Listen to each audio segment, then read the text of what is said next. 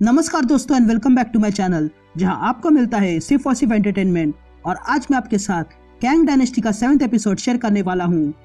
तो यार, अब तक आपने देखा कि कैंग ने अपने आर्मी को भेजकर अर्थ पे अटैक किया है, तो वही दूसरी तरफ एक अनजान आदमी आ जाता है और ये दावा करने लगता है कि ये अर्थ उसका है और वो कैंग को रोकेगा। लेकिन उसके इरादे ठीक नहीं है, इसलिए वॉरबर्ड, क्विकसिल्वर, येलो जैकेट और सिल्वर क्लॉ उसके बारे में जानने के लिए उसके बेस में घुस जाते हैं।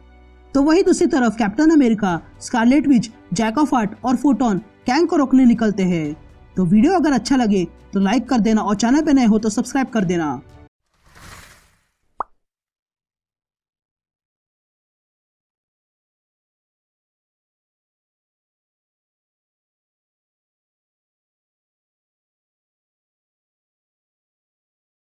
तो कहानी की शुरुआत में हम वॉरबर्ड को देखते हैं, जो बेहोश हो चुकी थी और उसे सपने आने लगते हैं।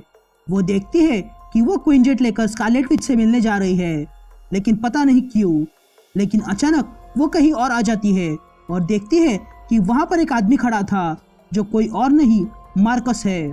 तभी मार्कस को देखकर वॉरबर्ड कहती है कि तुम हो कौन और मैं यहाँ क्या कर रही हूँ। जिस पर मार्कस कहता है कि मैं हूँ मार्कस और हम दोस्त हैं। मार्कस को देखकर वॉरबर्ड खुद को कंट्रोल नहीं कर पा रही थी और वो उसकी ओर अट्रैक्ट हो जाती है। तभी एक औरत वहां आती है और वॉरबर्ड को एक गाउन देती है और उसे पहनने को कहती है, और वॉरबर्ड भी उसकी बात मानकर वो गाउन पहन लेती है। तभी वॉरबर्ड से मिलने मार्कस आता है और इस बार फिर से वॉरबर्ड खुद को कंट्रोल नहीं कर पा रही थी और आखिर में वो मार्कस के साथ इंटीमेट हो जाती है। ये सब वॉरबर्ड देख रही थी, लेकिन कुछ कर नहीं पा रही थी। उसे पता था कि ये एक सपना है और वो उस सपने को कंट्रोल नहीं कर पा रही थी, लेकिन फिर भी वो कुछ नहीं कर पा रही थी। फिर आगे वॉरबर्ड देखती है कि वो प्रेग्नेंट है और कुछ समय बाद वो एवेंजर्स मैंशन में एक बेटे को जन्म देती है, जो बच्चा समय से पहले बड़ा हो रहा था। और वो बच्चा कोई और नहीं मार्कस ही था। लेकिन मार्कस के ऐसे बड़े होने के कारण टाइम में गड़बड़ होने लगी थी, इसलिए मार्कस को फिर से लिम्बो डायमेंशन में जाना था। तभी वो जाने के लिए तैयार हो जाता है, लेकिन वॉरबर्ड कहती है कि वो भी उसके साथ लिम्बो डायमेंशन में आएगी और फिर वे दोनों चले जाते हैं। लेकिन फिर लिम्बो डायमेंशन में आने के बाद मार्कस फिर से समय से पहले बूढ़ा हो जाता है और उसकी मौत हो जाती है और वॉरबर्ड कुछ नहीं कर पा रही थी। तभी वॉरबर्ड को सब कुछ समझ में आता है कि मार्कस ने उसका फायदा उठाया और उसके जरिए खुद को जिंदा किया। लेकिन फिर कुछ वक्त बाद वॉरबर्ड पे अटैक होता है और उसकी पावर्स और उसकी मेमोरीज चली जाती है और उसे नई पावर्स मिली थी। तभी हम देखते हैं कि ब्लास्ट के कारण वॉरबर्ड बेहोश हो गई थी और वो बर्फ में बेहोश पड़ी हुई थी। तभी हमें वॉरबर्ड की आवाज सुनाई देती है, जो कहती है कि मेरा नाम है कैरोल डैनवर्स और मैं एक रिटायर यूएसएफ हूँ और मैं एवेंजर्स की वॉरबर्ड हूँ। पूरी दुनिया इस वक्त खतरे में है और अब कैंग ने अपनी टुकड़ी को यूरोप पे अटैक करने के लिए भेजा है और मुझे कुछ हीरोज के साथ नॉर्थ में भेजा था, ताकि मैं वो टेक्नोलॉजी को कंट्रोल कर सकूं जो हमारी दुनिया को बचा सके। लेकिन उस मास्टर ने यह धमाका किया, जिसके कारण मैं यहाँ बेहोश हुई थी। तभी वहाँ पर वही क्रीचर आ जाते हैं, लेकिन वॉरबर्ड वहाँ पर सोने का नाटक करती है। तभी वो क्रीचर वॉरबर्ड के पास आता है और देखने लगता है, लेकिन तभी वॉरबर्ड जाग जाती है और सारे क्रीचर्स पर अटैक कर देती है। तभी वॉरबर्ड को महसूस होने लगता है कि बर्फ में रहने के कारण उसकी एनर्जी ड्रेन हो गई है और वो कहीं पर छुप जाती है और तभी सोचने लगती है कि उसे फिर से चार्ज होना होगा। लेकिन तभी उसके सामने सेंटुरियन यानी कि मार्कस आ जाता है। तभी मार्कस को देखकर वॉरबर्ड उस पर अटैक करती है। तभी वॉरबर्ड अपने एनर्जी ब्लास्ट से मार्कस पर अटैक करती है, लेकिन तभी मार्कस वहां जमीन पर अटैक करता है और वॉरबर्ड को रोकता है और कहता है कि मैं यहाँ लड़ने नहीं आया हूँ। तभी वॉरबर्ड कहती है कि तुमने कहा कि तुम यहाँ लड़ने नहीं आए हो, तो फिर यहाँ क्यों आए हो। तभी मार्कस कहता है कि जब से मैं तुमसे पहली बार मिला हूँ, तब से मैं तुम्हारे बारे में सोच रहा हूँ और इसलिए मैं तुम्हारी मदद करना चाहता हूँ।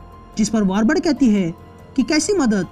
जिस पर मार्कस कहता है कि तुम मेरी एनर्जी को एब्जॉर्ब कर लो और फिर से चार्ज हो जाओ। तभी वॉरबर्ड उस स्टाफ को छूने वाली थी कि तभी वो अपना हाथ पीछे हटा लेती है और कहती है कि मैं इस बार तुम्हारी चाल में नहीं फंसूंगी। तभी मार्कस कहता है कि ये कोई चाल नहीं है। तभी मार्कस नीचे बैठ जाता है और कहता है कि मैंने अपने पिताजी के सारे फाइल्स को एक्सेस किया है और अब मैं जानता हूँ कि मार्कस कौन है, जिसे तुम जानती हो, और मेरा नाम भी मार्कस है, लेकिन मैं वो आदमी नहीं हूँ। मैं कैंग का बेटा हूँ जो कहीं और पैदा हुआ था और कहीं और समय में और किसी अलग औरत से, और मेरे पिताजी और इमोर्टस एक ही है। और ये सोचने में भी अजीब है कि उनके जेनेटिक्स से बना हुआ बच्चा भी सेम होगा। तभी वॉर्बर्ड कहती है कि मैं जानती हूँ कि तुम झूठ बोल रहे हो, जिस पर मार्कस कहता है कि मैं जानता हूँ कि तुम्हें मुझ पर भरोसा नहीं है, लेकिन अभी तुम्हें मेरी जरूरत है और तुम्हें मैं वहां पहुंचा सकता हूँ। ये कहते ही मार्कस वहां पे अपनी पावर से फोड़ देता है और तब वॉर्बर्ड देखती है कि वहां अंदर एक लैब थी। तभी वे दोनों अंदर आ जाते हैं और देखते हैं कि वहां पर अजीब से क्रीचर्स को बनाया गया था। तभी वे दोनों वहां ढूंढने लगते हैं, लेकिन तभी वहां पर गार्ड्स आ जाते हैं। तभी मार्कस फिर से अपना स्टाफ वॉर्बर्ड की ओर करता है और कहता है कि जल्दी खुद को चार्ज कर लो, लेकिन वॉर्बर्ड नहीं मानती है। तभी वे गार्ड्स अटैक करते हैं, लेकिन मार्कस उन गार्ड्स पे अटैक करता है और कहता है कि मैं तुम्हें प्रोटेक्ट करूंगा। तभी मार्कस उन गार्ड्स पे अटैक कर देता है, लेकिन वे गार्ड्स मार्कस को घायल कर देते हैं और ये देखकर वॉर्बर्ड भी उन गार्ड्स पर अटैक करती है और उन सारे गार्ड्स को मार डालती है।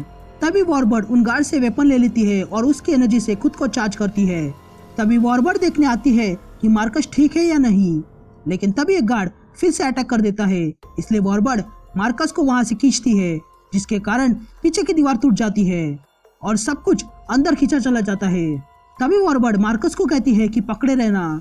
तभी मार्कस भी पकड़े रहता है, लेकिन वो ज्यादा देर तक पकड़े नहीं रह सकता था क्योंकि वो काफी घायल हो चुका था। और ये बात वॉर्बर्ड भी समझ जाती है और वो मार्कस को बचाने के लिए आगे आती है और जैसे तैसे खींचकर बाहर लाती है। तभी बाहर आने के बाद मार्कस उस दीवार को फिर से बंद कर देता है। तभी वॉर्बर्ड को येलो जैकेट कांटेक्ट करता है और कहता है कि हमारा काम हो गया है और हम इस पर अटैक करने वाले हैं। तभी वॉर्बर्ड येलो जैकेट से कहती है कि अपना कोऑर्डिनेट्स दो, मैं वहां आ जाती हूँ। ये कहते ही वॉर्बर्ड देखती है कि वो पूरी तरह चार्ज हो गई थी। तभी मार्कस कहता है कि अब वक्त आ गया है मेरे जाने का और मैं जानता हूँ कि अभी तुम्हें और मदद की जरूरत नहीं है, लेकिन मैं खुद को अच्छा साबित करके रहूंगा और उसके लिए मुझे अपने पिताजी को भी धोखा देना पड़े तो वो भी करूंगा। ये कहते ही मार्कस वहां से चला जाता है। फिर सीन शिफ्ट होती है और हम एवेंजर्स का डीप स्पेस मॉनिटर स्टेशन देखते हैं, जहां पर कसार और लाइटनिंग बात कर रहे थे। तभी कसार कहता है कि हमने तय किया था कि हम ऐसे ही काम करेंगे, जिस पर लाइटनिंग कहता है कि वहाँ लड़ाई चल रही है और मुझे उसका हिस्सा बनना है।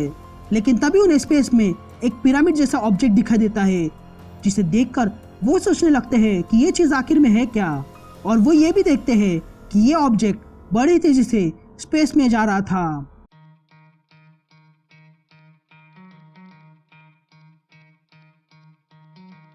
Try to play, but you're never gonna beat me. Look the other way, what I'm doing ain't easy. Bloody hands stained from the people who deceive me. Muddy hands break through the chains, go free me. Looking for change, looking for pain. Pulling a mob, pushing a train. I'll never stop, stick to a lane. Pick up the pieces and go rearrange.